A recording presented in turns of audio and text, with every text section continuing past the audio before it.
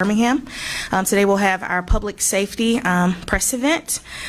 Here's a list of our speakers. We'll start with Scott Thurman, who is the Chief of Birmingham Police Department, Richard Kelly, Associate Director of Operations for U.S. Marshals Service, Martin Keeley, who is a U.S. Marshal, Frank Bearfield, who is Chairman of Crime Stoppers of Metro Alabama, and then Rodarius Malden, Deputy Chief, Birmingham Police Department.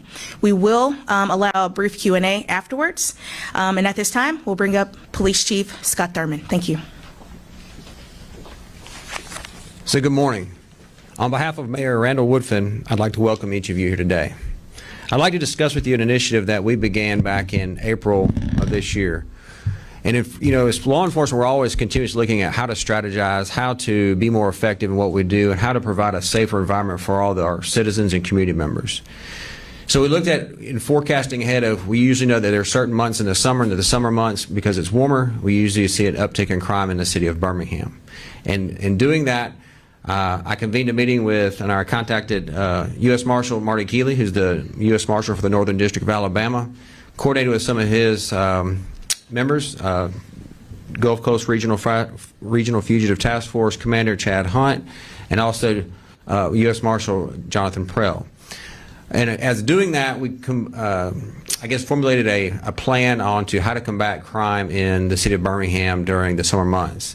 In doing that, we wanted to target those who are the most prolific violent offenders, if you will. In doing that, we created a list of those offenders. We compiled a number of law enforcement personnel and resources to kick this initiative off. And in doing that, I want to just give some of the results of that initiative thus far. So thus far, there have been 121 felony arrests. There have been 20 illegal firearms seized. 23 of those arrests were for the crime of homicide. 21 arrests were for the crime of robbery. 22 arrests were for sexual offenses, and 17 were for aggravated assault. And so one thing I want everybody to stop and think about, if those individuals had been allowed to be on the streets of Birmingham, what would have crime been like if they had been allowed to continue to do what they do every day? And so in conjunction with all of us working together, I honestly believe this had an impact on the safety of the citizens of Birmingham. And this group of people behind me, and not all of them are law enforcement, we have people from city government, state representatives, all of us working together, we can come up with ideas and plans to reduce violence in our city. And one of the things that we just discussed was, you can't arrest your way out of everything. There's some other things that have to take place in order for us to provide a safer city, a safer environment for everyone. And so this group and many, many others in city government here in the city of Birmingham are committed to doing that. But as one of my colleagues said in the meeting, it takes time. We didn't get here overnight, and unfortunately, we're not going to get out of this overnight.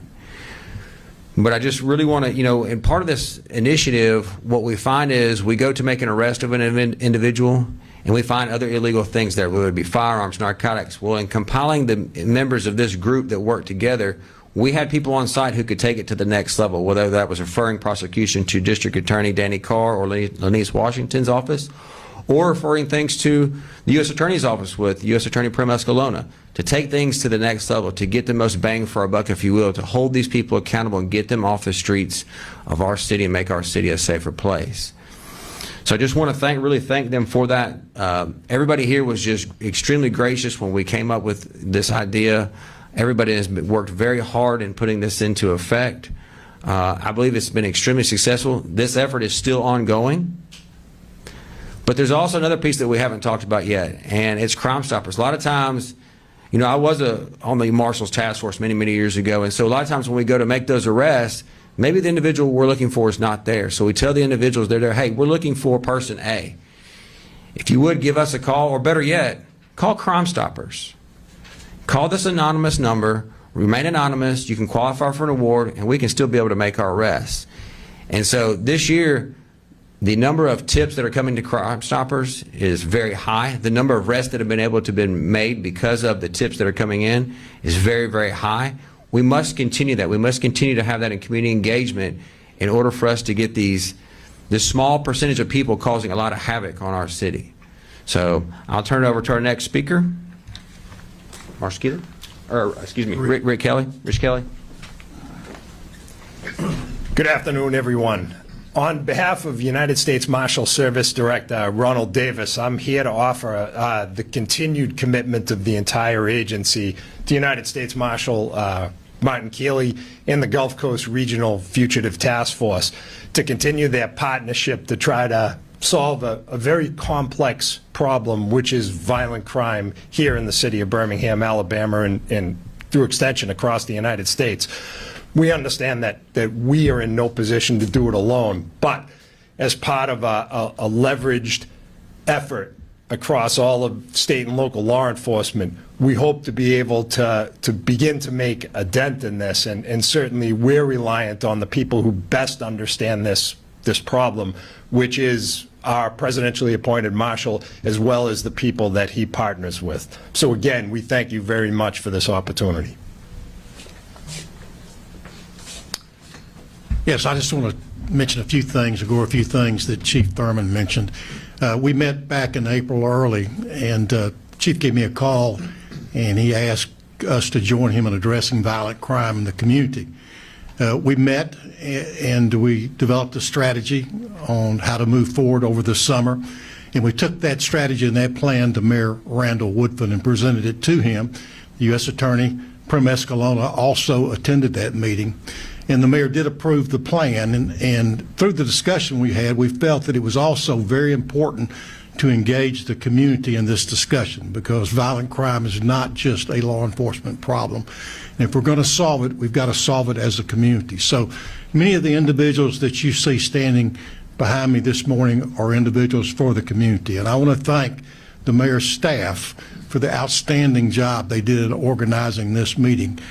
We had an outstanding discussion for about an hour and 15 minutes from our community leaders, and I think some very positive things will come out of this. And what we have to do now is continue the work that we started, continue the law enforcement work that we're doing. And as was previously mentioned, this doesn't stop today. This is not the end of our effort. Our effort is ongoing. It's continuing at this very moment. So our deputies, our task force officers, the officers from the city of Birmingham, they're on the streets at this very moment, doing everything they can to reduce violent crime and take the individuals responsible for violent crime off the street.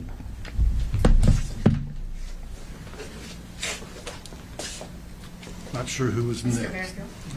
Frank. Thank you. As the chief mentioned, we accept anonymous tips from the public, provide those tips to law enforcement, and for those tips that result in an arrest, a felony arrest, we pay a reward. We have no idea who's giving us these tips, so everyone always remains anonymous. And we have no way to give out email addresses or telephone numbers. Just the first 6 months of this year, these tips have helped us with making law enforcement arrest 157 felonies and 454 felony cases. So when you annualize that, you're talking about 300 felony arrests and 900 felony cases cleared. That's almost 1,000, and that's because of the tips that the public is providing. And hopefully the public will have the confidence in Crime Stoppers to know that they're totally anonymous and we can't provide their information to anyone, so they'll never have to testify or be put at risk for people that they may be turning in. Thank you.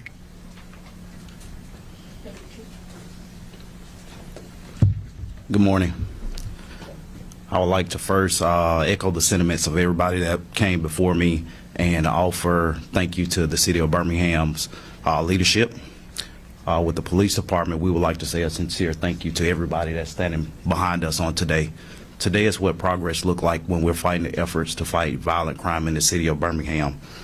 When you have progress that is made, such as today, we're looking at a collaborative and a cohesive effort amongst everybody. These efforts have been strengthened over the course of the last 3 years, and we just want to say our sincere thank you and appreciation to everybody who supports us. Thank you. Thank you so much. Now we will open it up for question and answer. Chief, does this initiative, Marty, have a name? And also, how is it, I mean, y'all have had a long partnership with the U.S. Marshals. What's different about this? So really, we just looked at, forecasting ahead of, and it's something the mayor challenges and he should challenge us to do as leaders of specific departments of the city. What can we do, or what are we constantly strategizing? What are we doing to bring in initiatives or start initiatives that are going to have a reduction in crime in the city of Birmingham? And so, just where we've had success in the past, I look back through my career where we've had success before, is getting offenders off the street before they can continue to reoffend. Well, I know that the people who make the arrests and who are the best at making those arrests are our partners at the U.S. Marshals Service. So that's why I reached out to them, and that's the ongoing initiative that we now have and that we're bringing to your attention today. Does it have a name or? Not at this point in time. And can you restate what you said about the homicide arrest? Just a number, or so there have been 23 homicide suspects arrested for homicide during this operation. In what period of time? So the initiative, the first surge as far as the arresting phase began May 10th, and it's still ongoing as of today. So we started arresting people on May 10th. There were several phases to this. So the first phase was, who are we going to target? Who has outstanding warrants? And then working with some of our other parts of our department and our other partners of who are our problematic people who are causing the violence in our city. So 23 homicide arrests in that sort of period, that's almost half of what you typically average in a year. Well, some would be not all for the city of Birmingham. Some may a warrant could be issued from another jurisdiction. But that person, what we see a lot of times, and that's the great thing about working with our partners at the Marshals Service, we may have someone from another state who's here who's committed a murder in another state. Well, if they committed one there, what are they going to do in our city? So we want to get those people off the streets, get our victims some justice, get some peace for our community members. It's a lot bigger picture. So there could have been some warrants issued by Jefferson County Sheriff's Office or other municipalities as well. I misunderstood. I thought Yeah. it was 23 cases cleared since May, which. Well, they are, but they weren't all those cases were not initiated by the Birmingham Police Department. But those people are in our target area. Right. Chief, can you break down the day-to-day of an operation like this? I know there's been several phases to this, but just give us a better idea of what some of your officers and different agencies are doing day-to-day in this collaborative effort. Well, a lot of it is just everyone here talking. We're all fighting the same fight, and we all talk together and share our information and resources. We can have a big impact, and that's what happened here. 121 felony arrests in a short period of time had a big impact. So there's a lot of research, a lot of collaborative information that has to be shared. There's a lot of research that's been done as who we're going to target, where might they be, things of that nature. Is there any overlap between this and the Glock switch operation, or? Well, there were some Glock switches that were seized during this operation. So that's when our partners, the U.S. attorneys, ought to get those referrals, and then they try to make those cases from there. Yep. Chief, how closely is social media being monitored as you guys try to track down some of these perpetrators? Well, that is one thing that we definitely all use, whether it's using our real-time crime center, Jefferson County uses it in their MAC center, our federal partners use that as well, because anything we can do to help find those individuals and hold them accountable for the crimes that they have warrants for, we want to do that. So it is something that we use. Here's why I ask. There's video circulating, and I have it on my phone. Birmingham War Part 1, Part 2, Part 3, Part 4. And some of it's disturbing. And you guys would know if it's legitimate or not. And I was just wanting to know if you were aware of these kinds of videos in the subject matter. I have seen some of them. I haven't seen those per se, but I have seen some of those in the past, yes. So what happens when you see those? How do you proceed? Well, we have to try and identify the legitimacies, as you mentioned. Right. Is it something that's been made for social media? Is it real? Who are the potential people in it? What crimes were committed?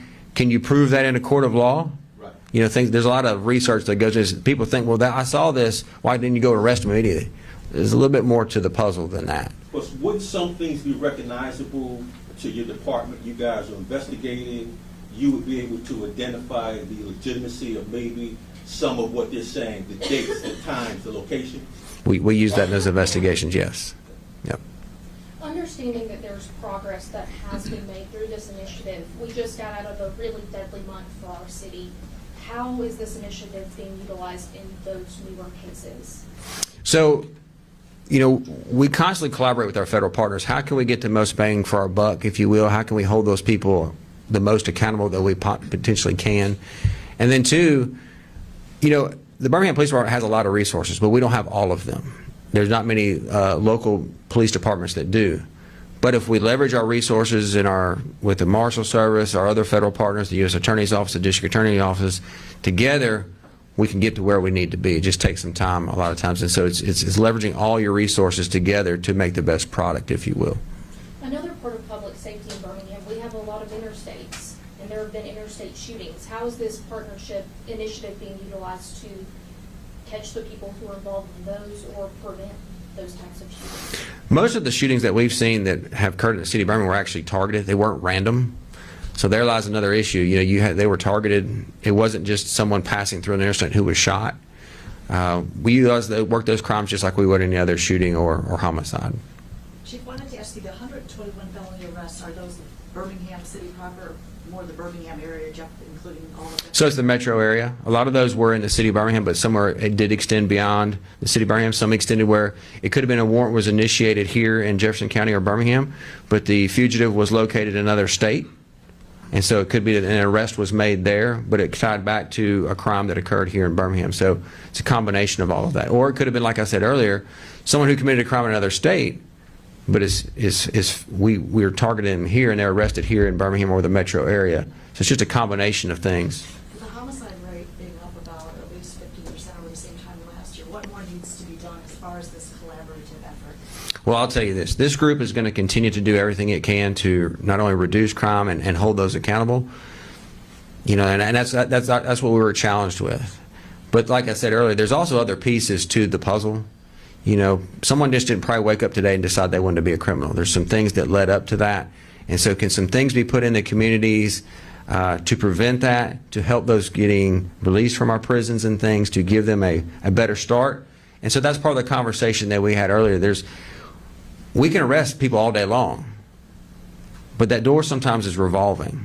Does that really fix the problem? And so holistically, that doesn't solve the overall large picture or problem. So we've got to look at what are some other pieces that we can add for a permanent solution, and those are some of the things that we talked about earlier. One more question. I got a question. I'm a numbers guy. Frank, you talked about the Crime Stopper arrest numbers. How does that compare to years past? You said 157 felony arrests, 450 felony cases made the first 6 months of this year. How does that compare to years past? It is, in 6 months, the last 6 months, we've actually done more than the previous year. Combined? Well, when you look at 12 months of 2023, that's less than we have done in the previous 6-month period. And it has to do with people, if you see something, say something. And people need to understand that law enforcement is the responsibility of all citizens to report things to the police so that the police can take action. And we're seeing more of that right now. Wonderful. Thank you so much for coming out for our press conference. We'll be following up with you later. Thank you so much. Thank you. Thank you. Gore, are you sending out something in writing? Check with them to see. Next time I see you, I'll have a better suit. Absolutely. Thank you for your help. Yeah, I do. Before we start, I had given him this list of the speakers. Yeah.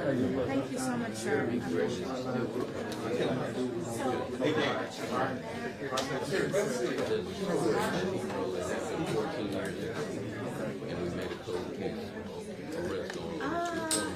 Let me check it out because no.